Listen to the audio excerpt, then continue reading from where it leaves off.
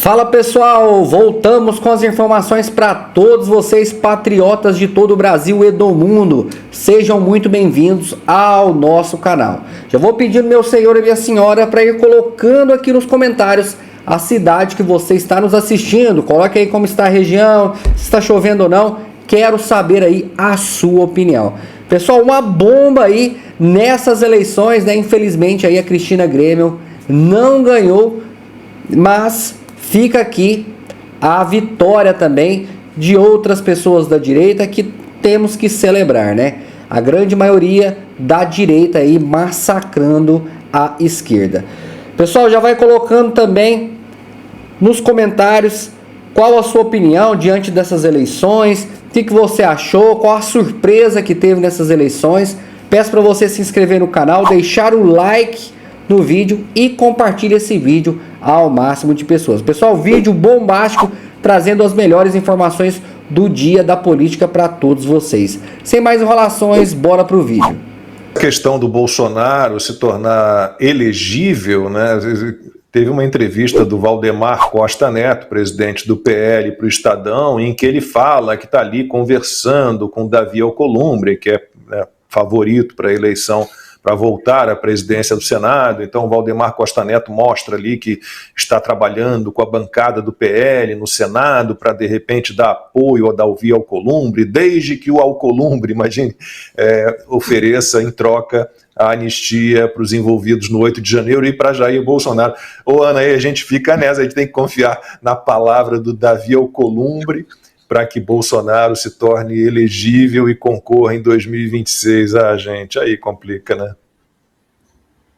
Aí não dá. Eu vou pegar dois ganchos, um do Consta e um do Serrão. Eu vou começar com o Consta sobre essa análise da Bárbara, falando da militância, né, da direita, como a militância vem demonstrando, né? Os políticos podem não entregar uma agenda clara, mas a militância, os eleitores, conservadores, liberais, estão demandando uma agenda muito clara. Não tem como ficar mais claro do que já está aí. E aí vem exatamente o que o Serrão falou da juristocracia. Agora é quando o Constantino e eu, agora o Lacombe, a gente fala, a gente vem do futuro. É impressionante como nós precisamos entender o que acontece aqui nos Estados Unidos, porque vai acontecer no Brasil. É regra, gente, não tem jeito. É impressionante. Se olharmos o que aconteceu aqui nos Estados Unidos e o que está acontecendo no Brasil, agora já chegando quase no mesmo tempo que os Estados Unidos. O Donald Trump foi perseguido, os eleitores foram perseguidos por causa do 6 de janeiro. O 6 de janeiro é uma ladainha que é repetida até hoje para tentar desbancar eleitores, o próprio Donald Trump, a insurreição, aquela coisa toda. E o caminho que nós vimos aqui nos Estados Unidos para demonizar Donald Trump nas primárias republicanas, depois no próprio caminho onde a juristocracia, mesmo aqui nos Estados Unidos, ela foi usada num estado profundamente democrata, que é Nova York, num julgamento absurdo com um juiz que a filha era uma das principais empregadas do Partido Democrata do alto escalão para receber doações. O juiz que condenou Donald Trump é pai dessa moça. Enfim, vocês sabem o caminho. Só que o que não contavam, e aí eu quero fazer aqui uma reflexão com vocês que estão no Brasil, que é o que eu acho que vai acontecer. O que não contavam com aqui nos Estados Unidos, diante de tanta perseguição, agora essa semana apareceu uma outra mulher dizendo que o Donald Trump apertou, né, os seios, o corpo dela de maneira imprópria há 32 anos. Enfim, é que quanto mais batiam em Donald Trump, mais ele crescia. E não só isso, ele furou a bolha MAGA, a bolha dos conservadores e liberais. Donald Trump hoje está com números dentro das comunidades negras números nunca vistos por nenhum candidato republicano, porque ele furou essa bolha, ele mostrou que o sistema está contra ele. Eu estou contando isso tudo porque eu acho que o sistema e peças da nossa política, como Caiado, como Nunes, como Valdemar e tantos outros, ainda não entenderam que o fenômeno que aconteceu aqui vai se repetir no Brasil com o presidente Bolsonaro. Quanto mais bater, quanto mais demonizar, quanto mais desumanizar, mais ele vai crescer. E mesmo que ele não chegue elegível na próxima eleição, o dedo dele que apontar, né, para quem ele apontar, essa militância vai seguir, como foi aqui nos Estados Unidos. Aqui não tem TSE, não tem. Aqui você pode se eleger candidato para a presidência dos Estados Unidos dentro de uma prisão. A gente não tem isso no Brasil. Mas eu vejo a mesma cartilha sendo aplicada. Quanto mais batem no presidente Bolsonaro, quanto mais tentam demonizar a força política que ele tem desde sempre, né? Ele fez uma administração muito boa e isso é que eu dou o mesmo crédito aqui para Donald Trump, porque muita gente continua torcendo o nariz para Donald Trump, mas a própria comunidade negra fala, eu era mais, eu tinha alimento na minha mesa, a economia era mais sustentável, a economia era saudável, mesmo ali dentro da pandemia, eu tinha um emprego e agora está tudo de cabeça para baixo. Agora levem isso para o Brasil. É a mesma coisa com a agenda técnica, os ministérios técnicos que nós tínhamos com o presidente Bolsonaro, com o Paulo Guedes. Agora a realidade desse governo nefasto, que não está nem aí para o seu povo, escancarou exatamente as vísceras desse sistema. Eles não querem nenhum progresso para o Brasil, eles não querem governar o Brasil. Portanto, essa juristocracia que agora vai colocar um alvo aí nas costas do Geyer, da própria Cristina, ela que saiu sim vitoriosa porque se torna um nome importante para o Senado, do Ricardo Salles, do Van Hatten, que são nomes fortes para o Senado também, o Senado que é a nossa casa revisora, né? Ali na engrenagem de freios e contrapesos é o que pode trazer um pouco o país para fora desse hospício jurídico ao qual nós somos submetidos. Agora a perseguição vai ser implacável. Mas, nesse ponto, a gente vem do futuro. Quando eles precisam entender, quer bater? Pode bater. Mas quanto mais bater nessa gente, mais eles vão crescer. Bom, passei aí então informações sobre... O sistema é bruto, companheiro, e a Cris mostrou que é possível furar a bolha. Mas o Serrão está absolutamente correto, na minha opinião, em seu prognóstico não muito poliana, né, para dizer o mínimo. Vem chumbo grosso aí, turma. A análise que a Bárbara, do canal Te Atualizei, fez foi muito bem feita, muito boa a análise. Né? É uma vitória, sim, da militância conservadora. O Nicolas Ferreira é um grande cabo eleitoral, o próprio Jair Bolsonaro, inegavelmente, como eu disse, não faz milagres, a gente perdeu, quando eu digo a gente, é porque eu torcia para todos os candidatos dele no segundo turno. E a gente perdeu em várias capitais importantes. Não faz milagre, mas mostrou força, e isso está preocupando o sistema, em que pese o sistema ter sido o grande vencedor nas eleições municipais. Ele está de olho em 2026 e ele está de olho no Senado. Vamos lembrar, gente, que é o Rodrigo Pacheco quem inviabiliza qualquer tentativa de processo de impeachment do ministro Alexandre de Moraes ou outros. E o Rodrigo Pacheco é do PSD do Kassab. Então, quando eu vejo algumas pessoas falando assim, fogo amigo, o Rodrigo fica implicando com o Bolsonaro, eu não sei onde eles entendem isso, né? Eu acho que o Bolsonaro é vítima desse troço todo. O Serrão mencionou que ele pode até ser preso. Aí eu acho que não fariam, porque entendem que ele vira um cabo eleitoral ainda mais poderoso. Foi o próprio Valdemar Costa Neto que disse isso. Se prender o Bolsonaro, ele elege até um poste. Então, não vão arriscar tanto. Mas olha o que está acontecendo com o Geyer, vamos falar disso. Olha o que está acontecendo com todo mundo que ousa, de alguma forma, o Marcel Van Hatten, não precisa ser bolsonarista, Basta ir contra o sistema, contra o STF de hoje. Aí eu pergunto, o Tarcísio, bom governador, mas ele oferece ameaça ao sistema? Vocês acham que o Alexandre de Moraes dorme tenso se o Tarcísio for o presidente? Claro que não. Eu até acho que ele não assumiria esse risco, porque governar São Paulo ele tem uma reeleição basicamente garantida e é interessante ele ter os 2 mandatos lá, né? Tomara, porque ele é um bom governador, não resta dúvida.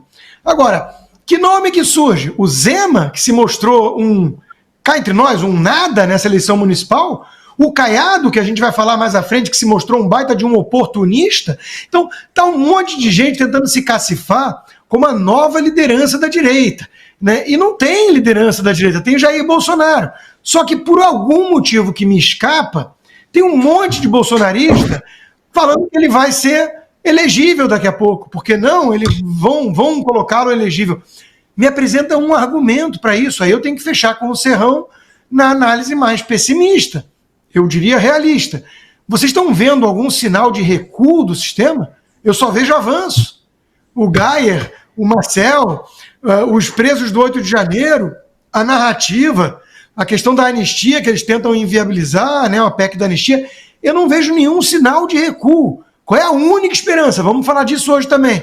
Talvez é o Donald Trump voltar à Casa Branca e colocar a atenção voltada para o Brasil, próximo de Jair Bolsonaro, atento aos abusos do Supremo, ao que o próprio governo americano, na figura do Biden, né, do sistema democrata, fez para dar uma ajudinha ao ladrão voltar à cena do crime, como diria Alckmin, e o Trump querer reverter esse troço para não ter mais uma Venezuela tomando conta da América Latina.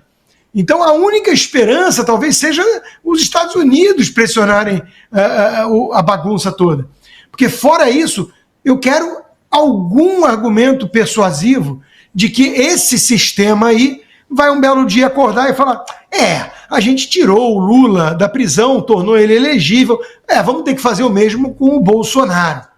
Pô, tá difícil, hein, entender isso. Então, eu não acho nem que o Tarcísio está lutando muito para isso nos bastidores, né? Mas tem que elogiar, não adianta bater de frente, tem que estar perto, né, do Alexandre. Boa sorte para quem acredita nesse xadrez 4D. Eu sou um pouquinho mais pé no chão, gente. Então estou vendo com muita preocupação o que está acontecendo, porque estou reconhecendo a força da direita, sim. A análise da Bárbara é muito boa. A militância conservadora mostrou sua força. Mas o sistema, que foi o grande vencedor, também está atento a isso. E não quer brincar em serviço e não quer arriscar ter um Senado conservador lá na frente. E é por isso que o sistema de poder vai ficar tão apavorado na hora que ele sentar para fazer o levantamento final do resultado dessa eleição. Você pega ali em números, em prefeituras, o PSD foi muito bem, MDB foi bem como sempre foi, PT foi mal, mas vamos lá, hein? Vamos tratar da política de forma qualitativa. A tese da Bárbara está certa. Olha lá a quantidade de políticos com boa qualidade, jovens, novas lideranças que a direita liberal conservadora conseguiu fazer nessa eleição. Muitos deles sob a liderança do temido e perseguido Jair Messias Bolsonaro. Então, esse ponto é o ponto que mais incomoda o sistema de poder, porque essa galera que foi eleita vereadora, e não necessariamente os prefeitos, essa turma altamente mobilizada nas redes sociais, que os medievais da juristocracia gostariam que não existisse, porque no tempo, quando não havia elas, é que era feliz o mundo, tudo era lindo e maravilhoso. Pois é, eles defendem isso. Então, no mundo medieval, essa turma está fortíssima para 2026 escolher os melhores senadores. Isso é que vai doer. Por isso que eu estou antecipando algo concreto. Vem aí o julgamento do 8 de janeiro, a fase 2 dele, que a primeira fase só pegou os pobres coitados. Agora eles vão para o núcleo político. É em torno de 54 a 100 pessoas que podem estar envolvidas ali. O inquérito é meio sigiloso, secreto, a gente não sabe o número certo. Mas ali estão os principais alvos políticos de potenciais candidatos ao Senado que eles vão tornar inelegíveis. O jogo é esse.